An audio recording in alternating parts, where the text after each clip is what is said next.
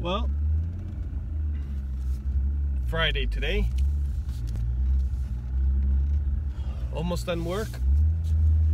Just on the way back to the shop to do another stone chip. We're in the Skyline. I like to drive the Skyline even when I'm at work, because I feel like it gives you a sense of enjoyment. So I don't have like a work vehicle that I only drive, you know, A and B to work. I mean, I do, but I don't follow rules like that.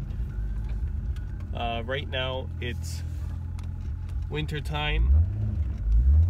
There's snow out, and I'm still using the Skyline. A bit about the Skyline. This one here, it's got a modified engine. So basically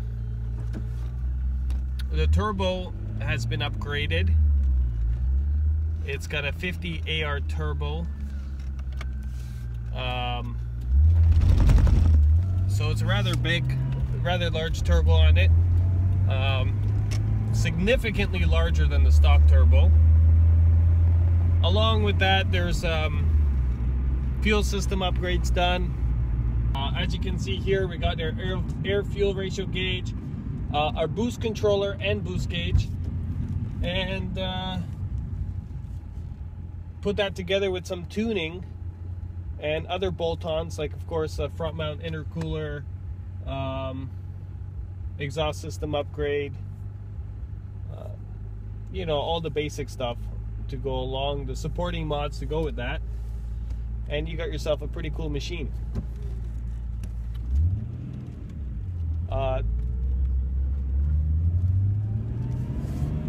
Currently it's over 300 horsepower, and I'll do a little pull here.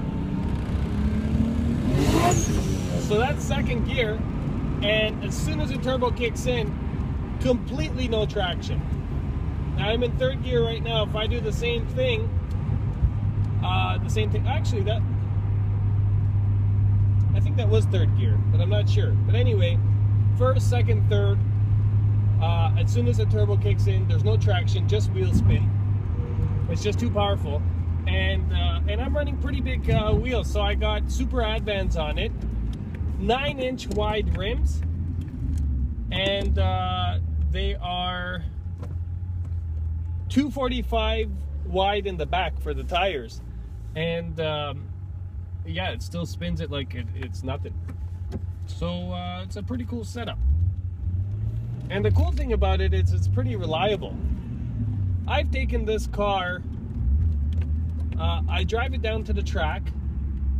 I spent all night tracking it, mostly, you know, just going all out. And at the end of the night, I hop in and I drive it back home. It's never let me down. Besides one time, I blew the tranny on it. That wasn't at the track, it was on the street.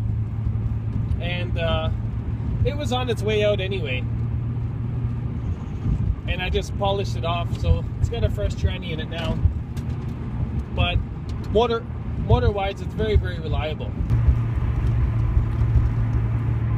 Very nice vehicle. This is a car that you can drive every day. You can drive this car A to B every day, and it's perfect. It's not too wild where it's annoying to be a daily driver. Like I have other vehicles, my '69 Camaro with the Skyline engine swap, for example. And if you want to see more about that vehicle, check out the other videos.